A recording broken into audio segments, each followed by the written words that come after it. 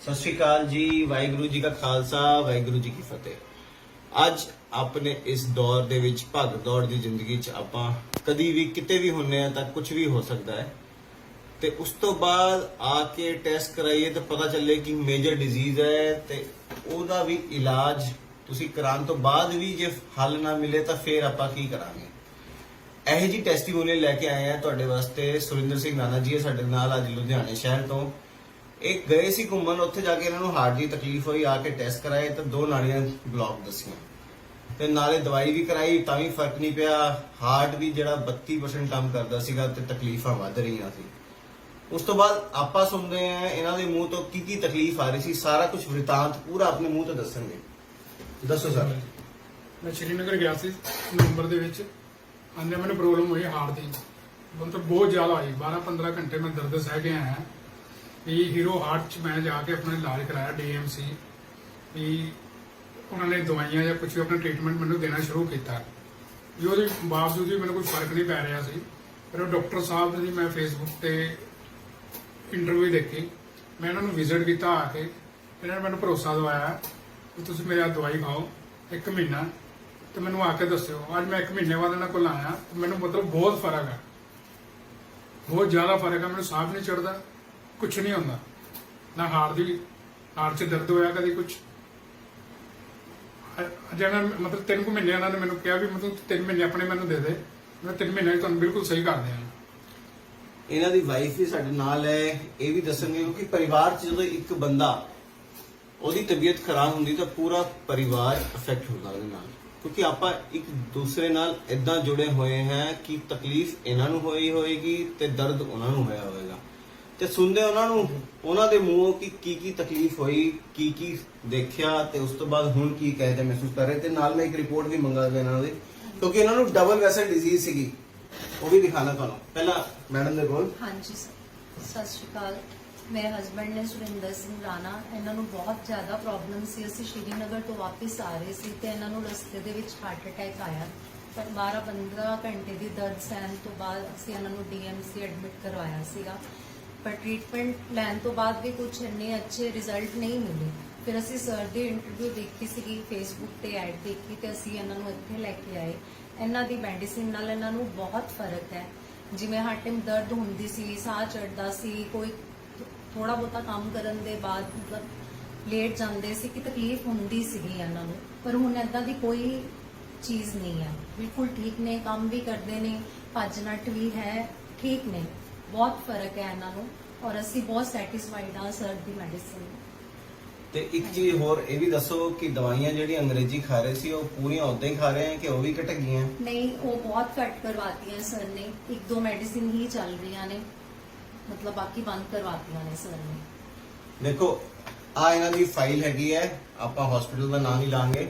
ਤੇ ਆ ਦੇਖੋ ਇਹਨਾਂ ਦਾ ਡਾਇਗਰਾਮ ਦੱਸਿਆ, 2 ਨਾੜੀਆਂ 'ਚ ਬਲੌਕੇਜ ਦੱਸੀ ਹੈ, ਇੱਕ 90% ਤੇ 100%। ਤੁਸੀਂ ਦੇਖ ਸਕਦੇ ਹੋ 90% ਤੇ 100%। ਇਹ 90 ਤੇ 100% 'ਚ ਇਹਨਾਂ ਨੂੰ ਦੱਸਿਆ ਗਿਆ ਸੀ ਕਿ ਸਟੰਟ ਪਾਵਾਂਗੇ। ਹਾਂਜੀ।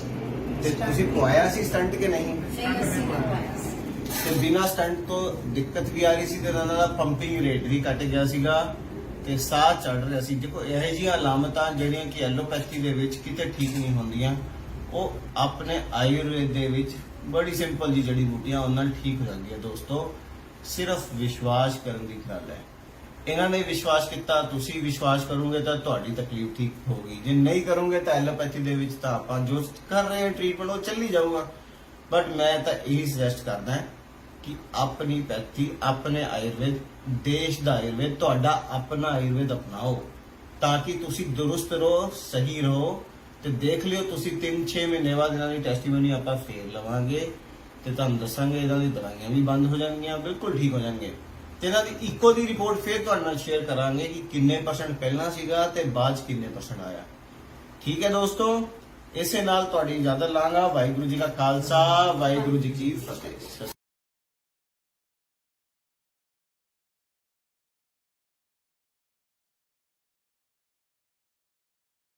फिर लाइव होने जा रहा हूँ अपने फेसबुक चैनल से और लेके आया हूँ एक ऐसा टेस्टिमोनियल जिसको आप सुन के हैरान रहेंगे। आज मेरे साथ योगेंद्र जी हैं जो कि चंडीगढ़ निवासी हैं और इनको हार्ट की प्रॉब्लम हुई थी कुछ साल पहले। तो इन्होंने बाईपास नहीं कराया, बाईपास सजेस्ट किया था मेरे सामने।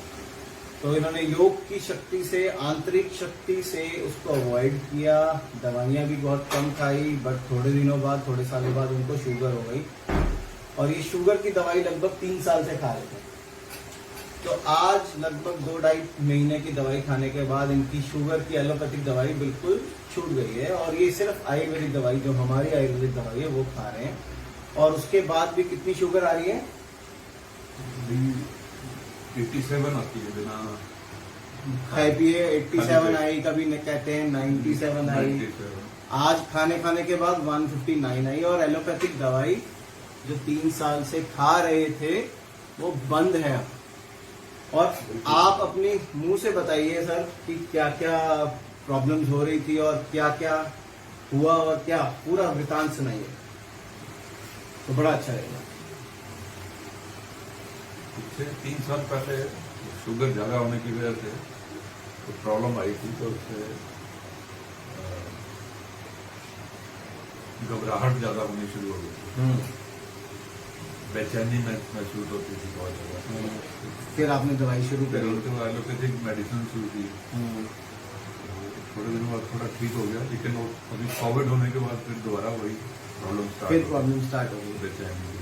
और इनकी हार्ट की दवाई भी चल रही है, जो कि सांस इनको चढ़ता था वो सांस चढ़ना भी कम हो गया। मल्टीपल प्रॉब्लम आ गई थी, मल्टीपल प्रॉब्लम चल रही थी, पैरों में स्वेलिंग रहनी शुरू हुई, ये घूमने भी जाते हैं तो वहां भी थोड़ी प्रॉब्लम हुई, मगर फिर आके ठीक हो गए।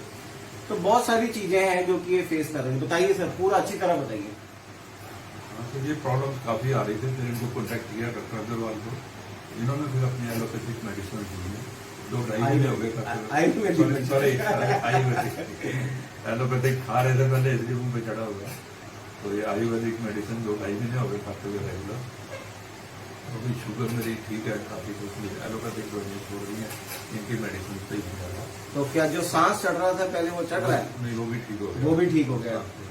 तो सांस फूलना बंद हुआ, मतलब कि जो हार्ट ब्लॉकेज थी वो कम होनी शुरू हो जाती है दोस्तों। तो आपको ये समझ है और आपको ये पता है, अगर इनका आज हम टेस्ट भी कराएंगे तो वो भी कम आएगा। और सबसे बड़ी बात, जो शुगर की एलोपैथिक दवाई है वो छोड़ने के बाद भी शुगर कंट्रोल है कि नहीं? हाँ, एलोपैथिक छोड़ने के बाद कंट्रोल है, लेकिन आप वाली अभी खा रहा हूँ। मेरे वाली खा रहे हैं।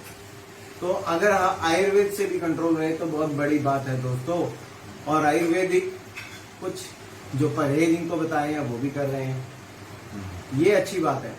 तो इसी के साथ कंक्लूड करना चाहूंगा कि जो सालों साल वाली प्रॉब्लम है वो आयुर्वेदिक दवाई से ठीक भी हो जाती हैं।